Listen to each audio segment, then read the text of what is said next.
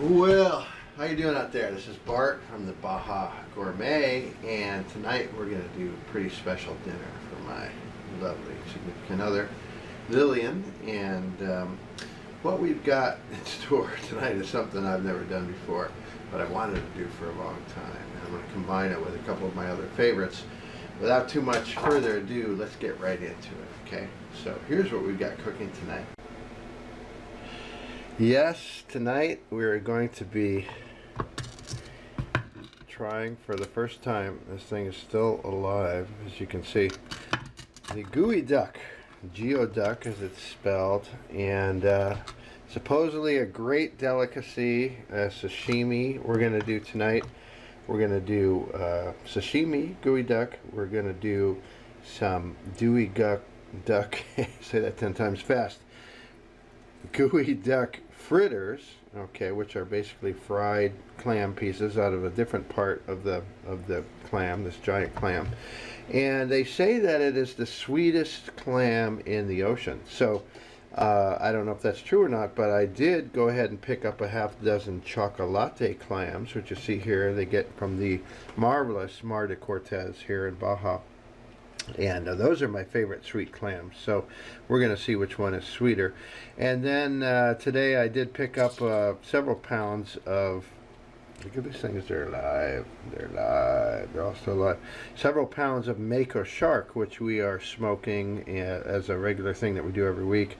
And I had this particular fillet brining before smoking, before we do our marinades and whatnot. So I pulled him out of the brine, and we're going to cook him on the stove top this evening. I'm going to throw in some sort of a vegetable dish with rice, of course. And of course, to get this ambitious process started, we've got a nice glass of wine. So here we go, diving in. Now we got these chocolate clams this morning at the market around 10 o'clock, 10:15 or so. And we're just giving them another final rinse, let them expel anything else that they've got in them, and we will keep those cool until we're ready for them. Well, I'm hoping that you can see all this. We start off with the beginning of the process with the Geoduck. They put rubber bands around them to keep them kind of contained, and I've seen them remove the Geoduck from its shell a couple of different ways. I've seen them use a butter knife, so we're going to try that first. Kind of get in there and some messy business. There's all kinds of water in this puppy, of course. So full of water. Shut off a little bit. Oh yes, very messy. Yeah, this is the most phallic, ridiculous-looking thing you've ever seen. I can't believe which are actually going to like eating this. But, oh, here we go. Pull it out of there. Like so. Isn't that interesting? Okay.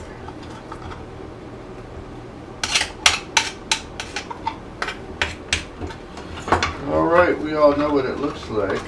You add your own descriptors in the comments in the video. Alright, you end up with kind of a nice shell, which some people use for serving. We'll see if we can make that work. Put that over here for now. So, just a lovely piece of anatomy here. Basically, what you've got is this part on the inside, which includes all of the organs and so forth. And the Chinese actually will take that, clean it up a little bit, and eat it. And we're going to pass on that. And there's two other parts of the thing. This is what I guess they call this the stomach or something. It's got this pretty tough skin on it. Now, like any good phallus, this particular one actually will extend a ridiculous length. And right now it's contracted. Shrinkage. It's been in the cold ice all day waiting for its debut here this evening. But basically what we're going to do now is we're going to dip this in some hot water for 15 or 20 seconds and we'll be able to pull the skin off of the outside. Okay. All right, so I'm going to hold it by the kind of the stomach part here, and I'm going to go ahead and dip it in that hot water and count to 1001, 1002, 1000, but as long as it takes to have a sip of wine. All right, 2 sips. I know this is the nastiest thing you've ever seen, but let's continue. Okay, so theoretically, you can already see it's kind of loosening up here quite a bit. Slice it out here, just collapse. The skin does want to come off. Yes, TV viewers, I know it looks like a giant condom on here, but this thing is actually pretty darn long. I'm not going to bore you with that. It's nasty. It's nasty. And there's actually some on this too, which I'm going to have to pull off manually. Looks like. Okay. This so far is probably one of the most disgusting things that I've ever eviscerated that have come out of the ocean. But what we're going to do now is cut this. This is the tougher meat. This is the phallus. You see how beautiful it is in there, the phallus. The neck, the stalk. I don't know, we cut the tip off of that too. You don't really need that. I know some of you are cringing out there. Okay, and then basically what you do is take it and cut it right down the middle, like so. And you end up with kind of 2 pieces of meat that are pretty firm. Before we go much further, I'm going to put this in some ice water. This is actually salty ice water. Alright, so that is pretty freaking nasty. Alright, we're going to take this, do them in the ice water as well. So basically what you've got are 2 different parts of the clam. Okay, you've got the neck here, these beautiful meaty pieces. And this, what they say, is go straight to sashimi. And this part here is what we're going to be doing our clam fritters out of. Okay, so for this next part, what we're going to do is go ahead and, I've seen them slice it like this, super thin, and it's supposed to be crunchy. Super thin. Okay, I also see them kind of go like this with it. It's probably fine like this. A lot of work for a little bit of product, but that's the way quality things are. And it's kind of starting to curl up a little bit. I don't know if you can see that, but apparently that's a good sign. Okay. So we're going to save this loveliness. I'll do the other one. All right, I'm going to stick this in the fridge for this minute. And let's go ahead and cut up some of the stomach. So we'll drop a little piece of clam in the flour. Drop it in the egg.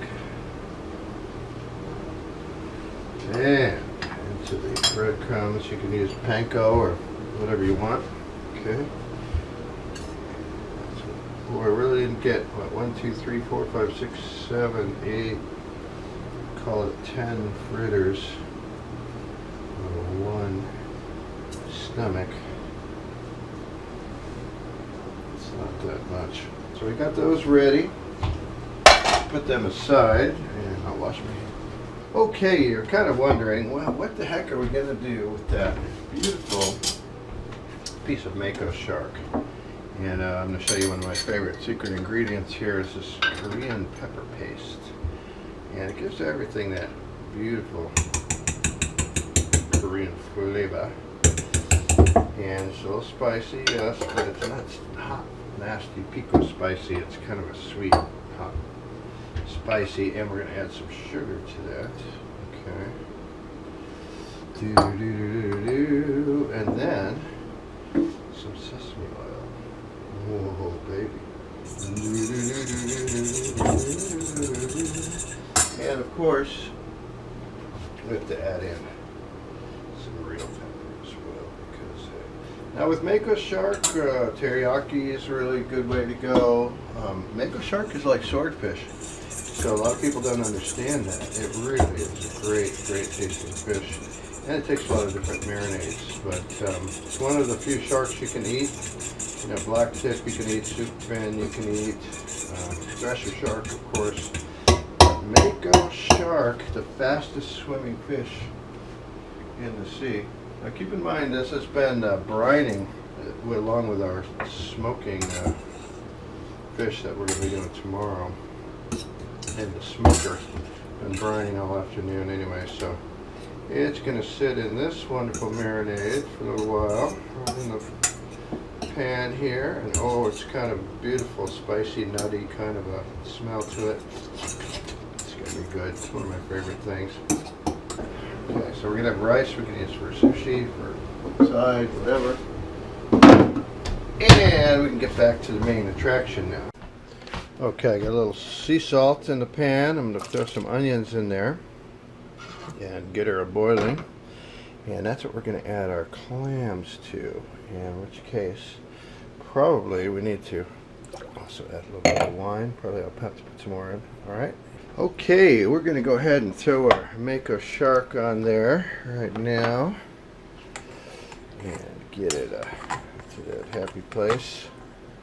Arr, if I can grab it. Arr. A little sesame oil on there. This can get a little messy, so I'm going to cover it. I'm more of a grilling kind of guy. I love everything on the grill, but basically it's a good way to do it inside on the stove. And as we can see, our water is starting to cooperate, where the chocolate clams are going in. These are very meaty clams too. There's a lot to them, and they really are a pleasure. They take a little bit of cleaning before you eat them, but they are wonderful. And the temperature's just a little high. Oh yeah, baby.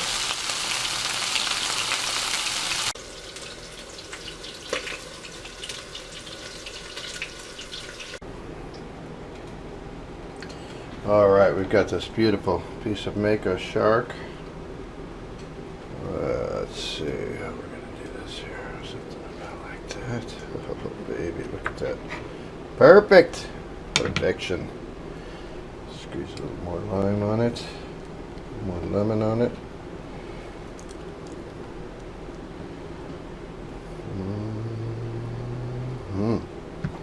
That's what I'm talking about. Alright, oh yeah, let's take a look at these veggies. Some lettuce on there.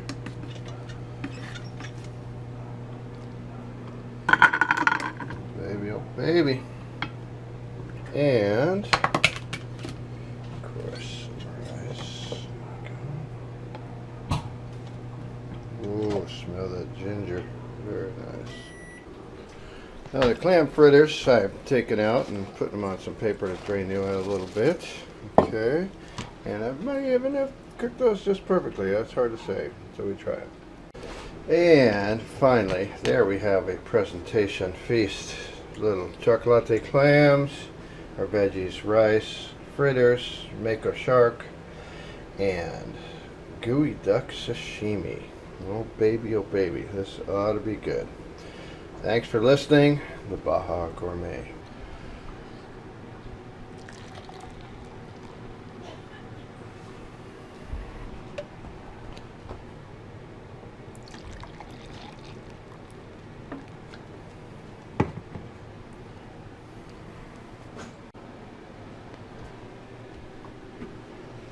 Well, it's probably getting cold, but